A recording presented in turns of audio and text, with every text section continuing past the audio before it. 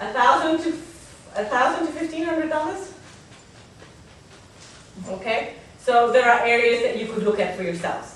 We're not going to tell you what areas to look at because the questions have been asked, you've responded, and when you go home, you can look at those areas and see what is it that you would like to maybe do differently to get maybe a little bit more balance to get more balance in your bank of life. Okay, 1,000 to 500. 1,000 to 500? 1,000? No, 1,000 you're okay. 1,000 to 1,500 you fall into that category. So you'll find anyone below 1,000. We've got a great group of people.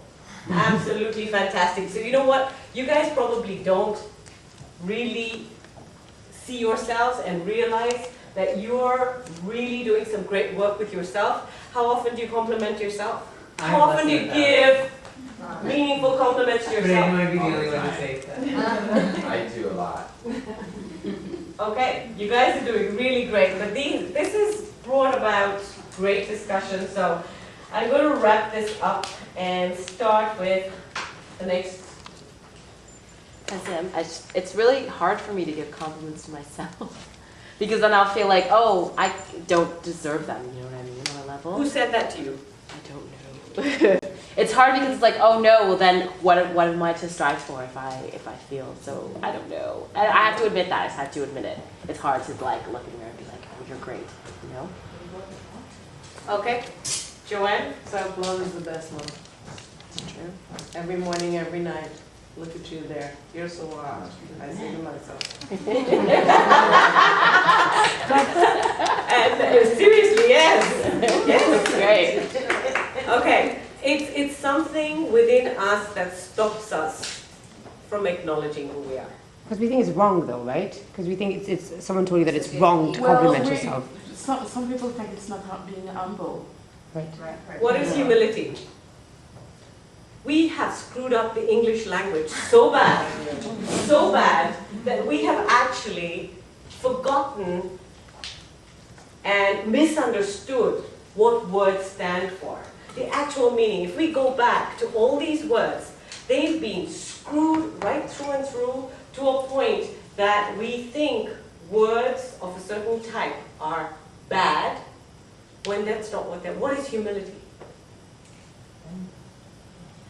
When you think of humility, what is the image that comes through? That's incredible! That's incredible! Okay, I haven't thought of it that way. I was trying to think of humility as it is really similar to being humiliated, but it's sort of Because it's Wow. but it's sort of like doing it with grace. And so even though you might be scrubbing toilets or something that's very humiliating, maybe to some people, but if you're doing it because you want to survive, or you're making extra money, or you're doing it for somebody else, and you're saying like, I'm above it, I look good, like I don't have to think of myself as lowly, then you're being more humble, which is, I guess, like a Christian value or whatever. Wow. Being a servant. It depends on who's doing it then. If somebody's humiliating you or you're humbling yourself. They're different values. That is very interesting. Very, very interesting. Okay, so humility is not about bowing down. Because that's the way we're taught that humility is you've got to lower yourself. But if you're lowering yourself, where are you going to? You're going to yourself. You're going within you. And if you cannot see who you are, we can't really see who we are anyway, but if you cannot accept and acknowledge who you are, who I am, how can I acknowledge everyone else? Is that really meaningful? Is that really meaningful? If I cannot say I am a wonderful person, how can I say to you you're wonderful when I don't feel it? I don't relate to it. You can't say anything to anyone that you cannot relate to, because that's a lie. That is a lie. So if it doesn't begin here, it ain't going out there. And if it is going out there, it's not going out in the true meaning of what it is. And if somebody's complimenting you and telling you that you are wonderful, you don't believe them because you don't accept it anyway, and you don't believe that you are. So if somebody tells you you're hot or you're this or you're that, you're like, well, I haven't told myself that, so how am I going to even accept it? Going back to the confidence, thanks Tash, going back to the confidence, going back to the faith. How much do you believe in yourself? And what is it that you believe in? Actually, there's nothing to believe in. Right. There's nothing to believe in. There's nothing to believe in. There's nothing to, it's there. It just is. When you start looking for definitions and words to define who you are so that you can then believe in yourself, that's where there's the disconnect. You don't need reasons, you don't need labels, you don't need justifications for who you are. That is who you are. And it's acknowledging and accepting that this is who I am. So I'm going to, kick shit because that's who I am. Yeah. But there's a lot of external voice saying that, who do you think you are to do that, or to act like this, or to say that, or, there's always the, who do you think you are? We're going to get to that. We're going to get to that because that is, thanks, and hold that thought, because bring it up when we get to the couple of next sections. Okay. Please don't lose that one, so bring it up again. Okay, so we're going to go into Here. and you can take the notes home as a reminder. No, you can take the notes home as a reminder, that's okay. If you want to, if you don't want to, that's okay. I have one like this. They're cute.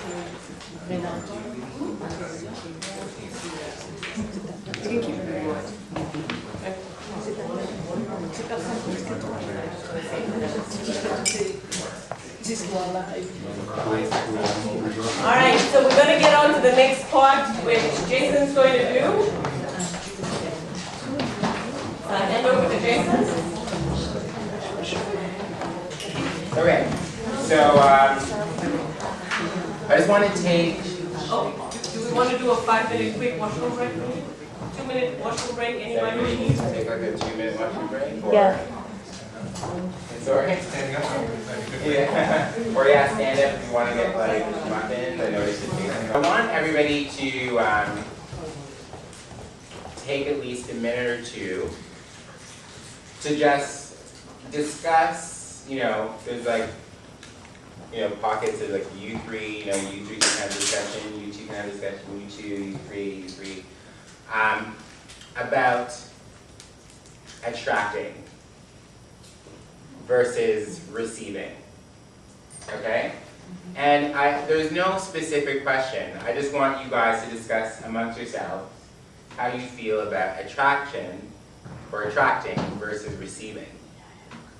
Okay, so just like 2 minutes, even if one person is taking the floor, that's fine. Just take 2 minutes just to discuss attraction or attracting versus receiving. You guys are already talking.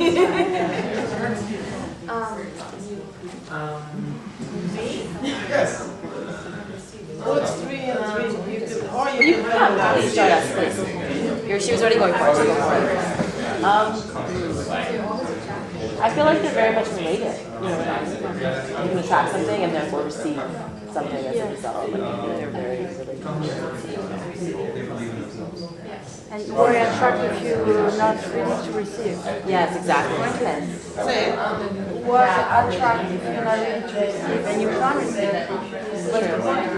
But you know what? You could attract something and not be ready to receive it. And somehow, like, spoil the opportunity, you know what I mean?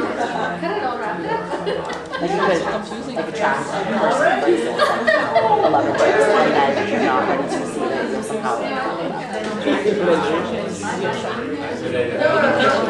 Yeah, you will, but it's really true. Because eventually, as we said, You're attracted because you're ready to receive. you're right. Yeah. What you do after.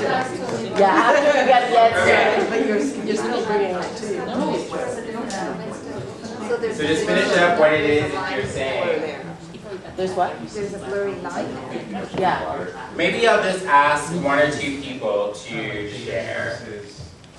So is there anybody that would like to speak on what they think or what they came up with? Yeah, Jude? Okay. When I think about attraction and receiving, I think about a door. Okay. So this is a door with some type of element, like attracting, magnet. So Right. this is a door with a magnet. Okay. And then the door is attracting a lot of things. Right. Based on the internal, based on what's inside the door. Right. But the door is not open. So what's inside is not receiving. So that's the difference that I make between attraction and receive. So if we attract, but we're not accepting, we're not open, we don't receive. So that's the difference. Interesting. It's very, very interesting.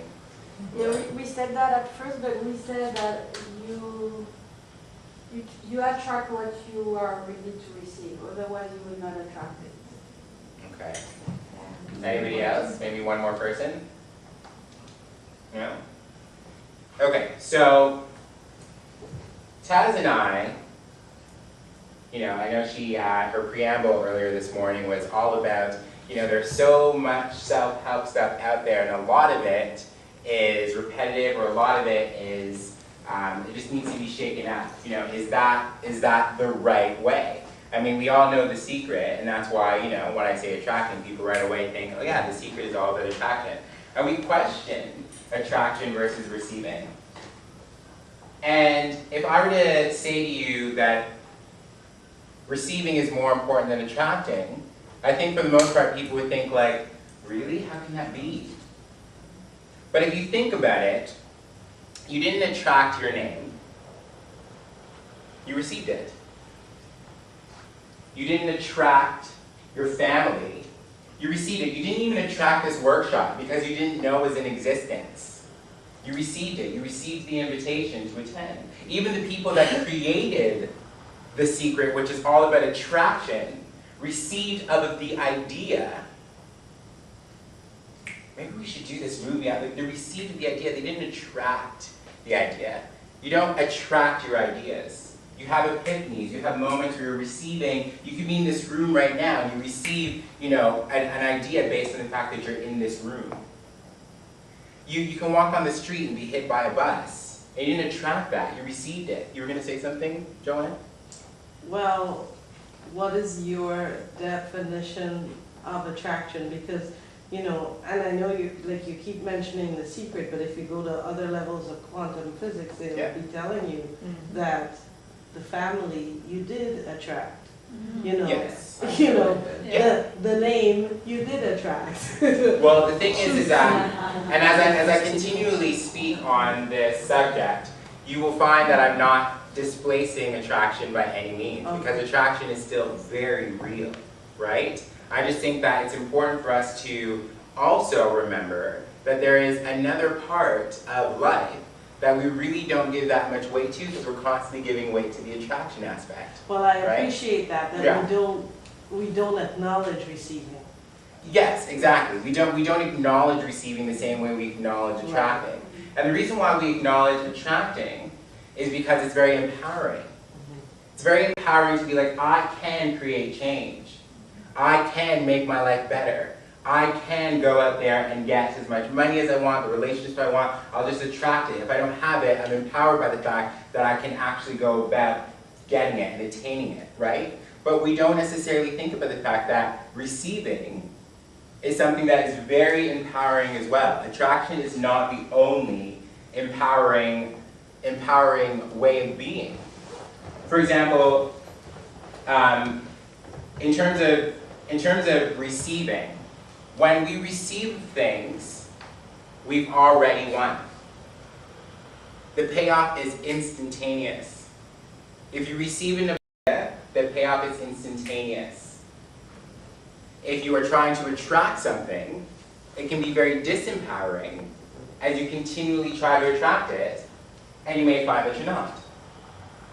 I mean, someone could want to, 1 year make an extra $20,000 and want to attract it. And then the year comes around, they're like, wow, it's already